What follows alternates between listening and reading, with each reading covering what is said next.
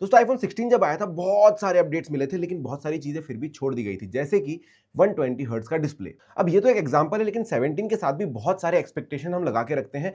आज मैं आपको ऐसे 10 अपडेट्स बताने वाला हूं जो आईफोन 17 में बहुत ज्यादा कंफर्म किए जा रहे हैं कि होंगे ही होंगे। इनके बारे में हम बात करेंगे। तो सबसे पहला तो मैं ऑलरेडी बता चुका हूं कि भाई 120 हर्ट्ज का प्रो मोशन डिस्प्ले आपको 17 के पूरे लाइनअप में मिलने के चांसेस हैं। हालांकि मैंने एक दो खबरें ये भी देखी कि प्रो मोशन नहीं होगा कि 90 हर्ट्ज तक उसको पीक किया जाएगा, जो नॉर्मल मॉडल है, और प्रो वाले में तो आपको 120 हर्ट्ज मिलता ही है। लेकिन ज्यादा इस चीज पे वेट दिया जा रहा है कि 120 हर्ट्ज पूरे के पूरे लाइनअप पे रहेगा और आपको सभी में प्रो मोशन डिस्प्ले देखने मिलेगा।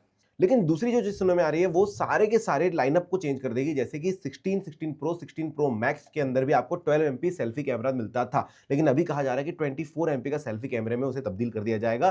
तो आपको ज्यादा अच्छी सेल्फीज मिलने वाली है और ज्यादा अच्छे वीडियोज, फ्रंट फेसिंग वीडियोस आप बना पाएंगे। अभी तक आप सभी देख रहे हैं कि भाई 16 हो या 16 प्रो, 16 प्लस हो या 16 प्रो मैक्स, सभी के अंदर आपको 12 MP कैमरा ही मिलता था फ्रंट के साइड में और काफी अच्छा काम करता था। लेकिन अब 24 जब हो जाएगा तो हम कह सकते हैं कि भाई एक बहुत बड़ा चेंज यहाँ पर देखने मिलेगा।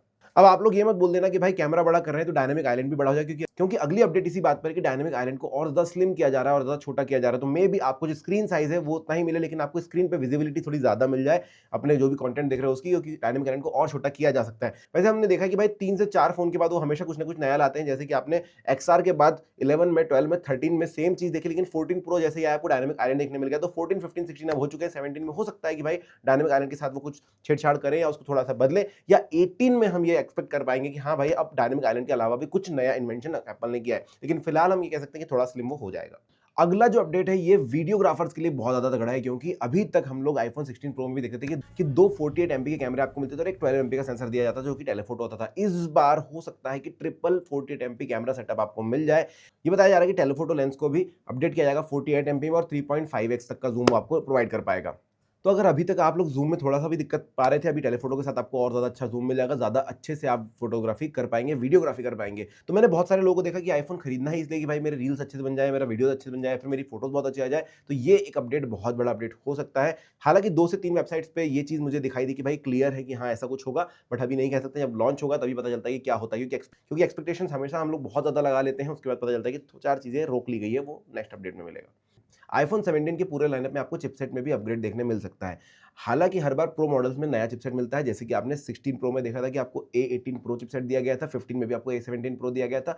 16 में आपको एक बहुत बड़ा अपग्रेड मिला था 15 के मुकाबले कि भाई A16 से लेकर डायरेक्टली आप A18 पे जंप कर दिए थे। इस बारी पूरे मॉडल में नए चिपसेट देखने मिल सकते हैं। A19 आपको मिल सकता है 17 के नॉर्मल मॉडल्स में और 17 प्रो में आपको A19 प्रो देखने मिलेगा, जो कि 3nm पर ही बना होगा। यहाँ पर आपको और ज्यादा अच्छा फास्ट परफॉर्मेंस मिल जाएगा और थोड़ा सा कूलिंग इफेक्ट भी आपको ज्यादा बेटर मिलने वाला है। प्लस पावर कंजम्पशन भी ज्यादा नहीं होगा, तो बैटरी भी एफिशिएंटली ज्यादा काम कर पाएगी। नेक्स्ट बड़ा अपडेट गेमर्स को बहुत पसंद आएगा, क्योंकि यहाँ पर रैम जो है वो 12 GB तक की मिलने के आसार है। अभी तक 8 GB पर सारे काम किए जा रहे थे, प्रो मॉडल्स के अंदर भी 8 GB रैम थी, लेकिन अभी 12 GB तक की रैम आपको अगर मिल जाती है तो आपका फोन समझिए कि बहुत ज्यादा गर्म नहीं होगा, गेमिंग आप और ज्यादा स्मूथली कर पाएंगे। हालांकि अभी भी कोई तकलीफ नहीं होती, लेकिन अब बहुत ज्यादा बड़े गेम्स भी आप आसानी से खेल पाएंगे और आपको प्रॉब्लम नहीं होगी और आपको ज्यादा स्मूथ परफॉर्मेंस मिलने वाला है। मल्टीटास्किंग हो या गेमिंग हो या मल्टी गेम्स आप एक साथ में खोल रहे हो, कोई तकलीफ वहां पर नहीं होने वाली है।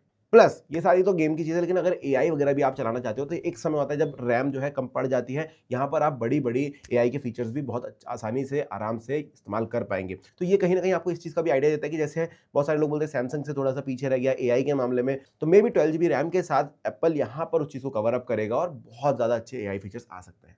एक और बड़ी खबर, जिन लोगों को प्रो मॉडल्स बहुत ज़्यादा पसंद है भाई, टाइटेनियम के केस के साथ अभी तक आप फोन को देखते थे, टाइटेनियम फ्रेम के साथ आप देखते थे, यहाँ पर ड्यूरेबिलिटी को और ज़्यादा बढ़ाने के लिए एल्यूमिनियम फ्रेम की तरफ रुख किया जा रहा है। तो आईफोन 17 के अंदर आपको एल्यूमिनियम फ्रेम देखने मिल सकता है विद हाफ ग्लास, यानी कि ग्लास बैक ही आपको मिलेगा जो अभी तक मिलता था, लेकिन फ्रेम जो है और ज़्यादा ड्यूरेबल होगा। तो कभी गिरने पर, पड़ने पर यहाँ या फिर कहीं पर टकरा जाने पर फोन को ज़्यादा नुकसान नहीं होगा।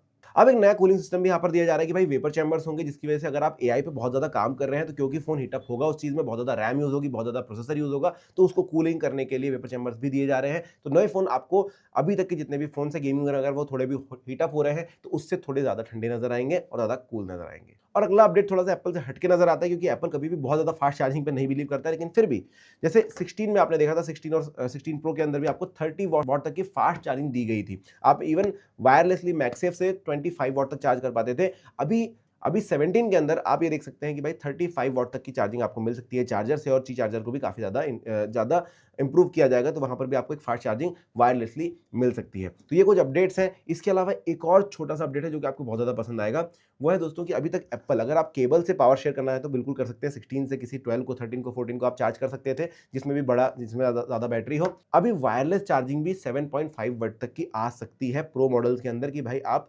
वायरलेसली दूसरे फ़ोन्स को चार्ज कर पाएँगे इनके ऊपर रख के, लेकिन अभी फ़िलहाल पक्का नहीं है। बट हाँ, ये हो सकता है तो काफ़ी कूल होगा। हम हमारे डिवाइसेज़ एटलीस्ट हमारे ईयरबड्स को या वॉच को तो चार्ज कर पाएँगे उसके पीछे रख करके, जो कि बहुत अच्छी अपडेट हो सकती है। अब आप बताइए इनमें से आपको सबसे ज़्यादा पसंद कौन-सी आई? अगर वीडियो अच्छा लगा तो लाइक, सब्सक्राइब ज़रूर कर देना। Thank you.